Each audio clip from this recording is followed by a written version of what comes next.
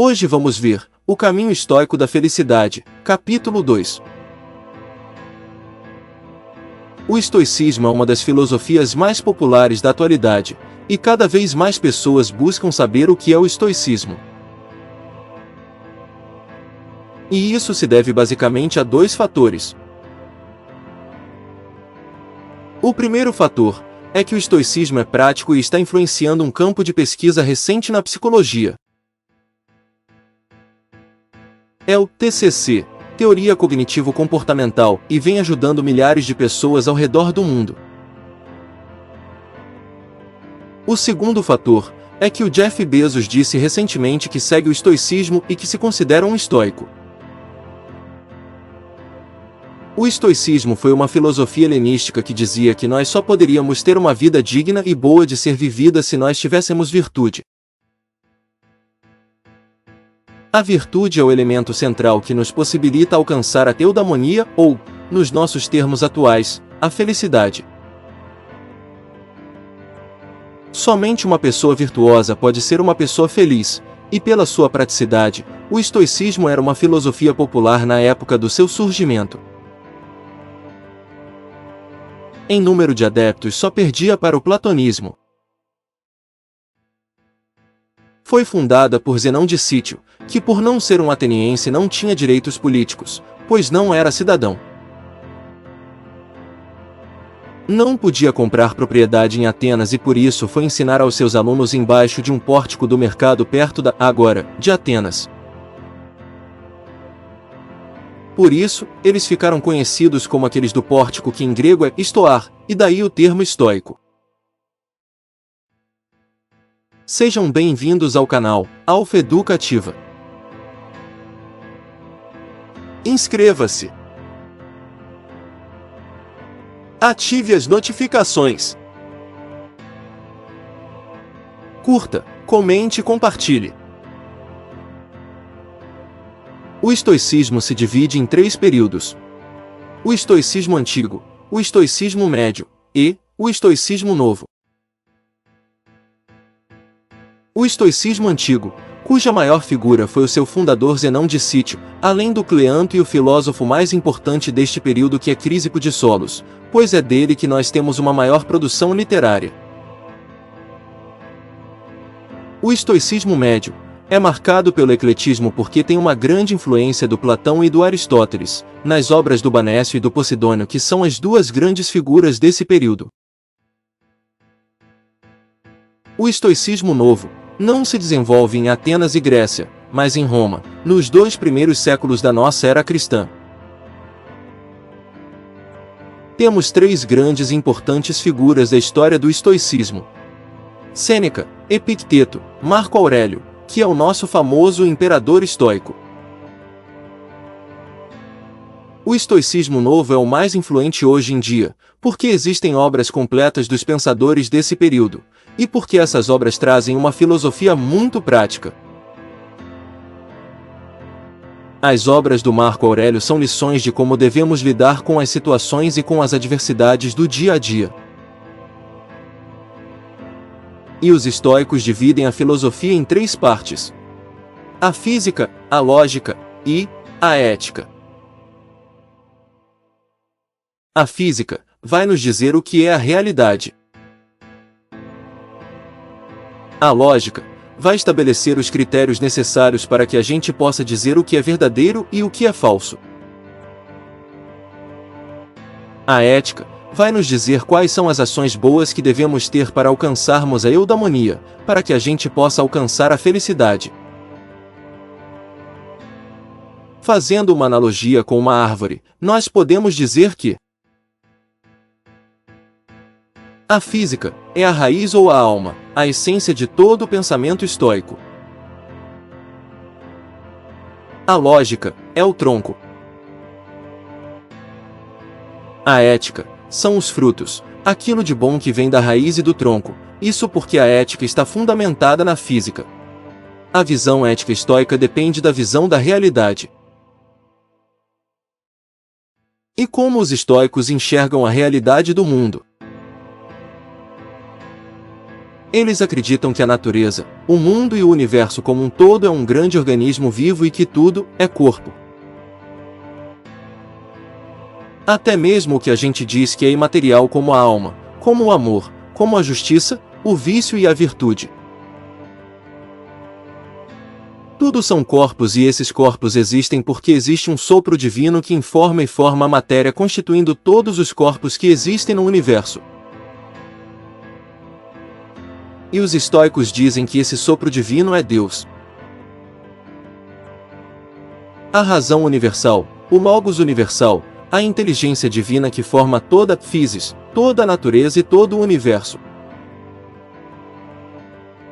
Podemos destacar 2 pontos importantes na filosofia estoica. O primeiro ponto é materialista, o segundo ponto é um panteísmo. No primeiro ponto, tudo que existe é um corpo. Desde os objetos que a gente percebe como sentidos, como uma pedra, um lápis, uma cadeira. Como os objetos que a gente percebe pela inteligência ou pela razão, como as ideias de bem, de justo, de virtude, de vícios e até de Deus. Nesta filosofia, Deus existe como corpo que informa toda a matéria, criando todos os corpos. No segundo ponto, Deus não apenas está em tudo, mas tudo é Deus. A visão estoica do universo é de um universo divino. Tudo tem um propósito dentro dessa razão universal. A inteligência divina, ao informar e formar todas as coisas que existem, rege tudo. E até aquelas coisas que a gente pensa que é o mal, na verdade está acontecendo porque existe um propósito para que aquilo aconteça. Porque, como já vimos, o universo todo é Deus, o universo todo é divino e não há maldade no universo. E se tudo que existe é matéria informada e formada por esse sopro divino, então o homem também é corpo que é uma matéria formada por esse logos. O homem é um ser divino, é um microcosmos que faz parte de um macrocosmos. Ele tem que entender que ele é um ser divino, Deus também está nele e ele faz parte desse grande organismo vivo que é Deus. Entendendo a ética estoica. São as implicações lógicas da física do seu entendimento sobre o que é a realidade. A ética estoica é marcada por um forte determinismo. As coisas acontecem, do jeito que acontecem, porque devem acontecer necessariamente desse jeito. Nessa época, o destino tem um caráter muito forte e importante, que é um elemento central para os estoicos. Isso porque eles entendem que o destino reflete a racionalidade do real, ou seja, todo organismo vivo informado e formado pela razão universal. As coisas não acontecem por acaso, o destino não é um acaso cego e arbitrário, tudo tem um propósito. Se algo ruim aconteceu com você, aceite, porque tem um propósito por trás da situação. Mesmo que você não entenda os propósitos da razão universal. Há um ponto muito importante para alcançarmos a felicidade, que é aceitar as coisas como elas são. As coisas são do jeito que são, porque elas devem ser assim. Tudo tem um propósito e aceitar isso já é meio caminho andado para alcançar a felicidade. Aceitando as coisas como elas são, entendemos que nós temos que agir de acordo com a natureza das coisas e com a nossa própria natureza. Não adianta ser contra, o homem tem que estar em equilíbrio com o cosmos. O homem deve estar em harmonia com a natureza para que ele possa ser feliz. Mas para isso, de acordo com os estoicos, nós precisamos de virtude. E as principais virtudes para os estoicos são a inteligência, a coragem e a justiça. A primeira virtude, a virtude da inteligência para que a gente possa conhecer cada vez mais o que é o universo. O que é a realidade e como ela funciona. Porque se a gente conhece e entende, fica muito mais fácil de aceitar essa realidade e ser feliz. A segunda virtude, a virtude da coragem, nos ajuda com as adversidades do dia a dia. Se algo ruim aconteceu, aceite e continue a vida. Não adianta viver com medo o tempo todo por causa de uma situação. Tenha coragem para prosseguir a sua vida como ela está agora, porque as coisas acontecem com um propósito. A terceira virtude, a virtude da justiça, entendendo como tudo funciona, sabendo o que tenho e o que não tenho que temer. Sabendo como me comportar diante da realidade. Entendendo como ser justo com as pessoas, e, com isso, ser bom dentro desse cosmos que é Deus, e que por isso também é bom. Essas são as três principais virtudes que os estoicos dizem que devemos ter para alcançar a verdadeira felicidade. A ataraxia, ou a imperturbabilidade da alma. O mundo está se acabando ao seu lado, e você está com a postura serena, porque você está preparado.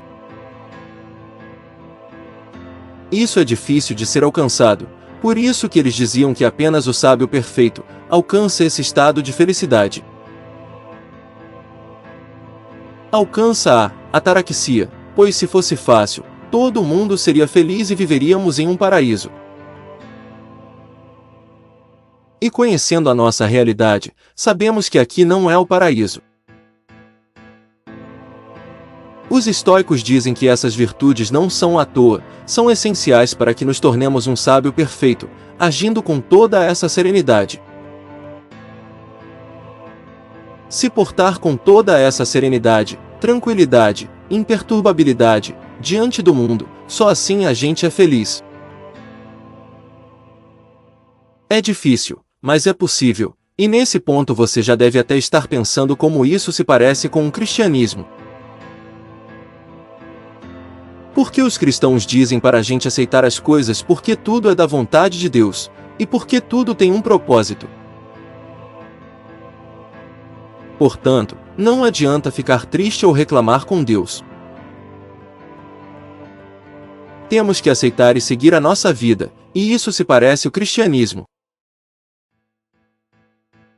Os estoicos influenciaram os primeiros cristãos, e também influenciaram grandes filósofos como Descartes, Spinoza e até um grande opositor do cristianismo como Munique. Fechamos este capítulo vendo que os principais pontos do estoicismo antigo são bem atuais. Inscreva-se. Ative as notificações. Curta, comente e compartilhe. Obrigado por assistir.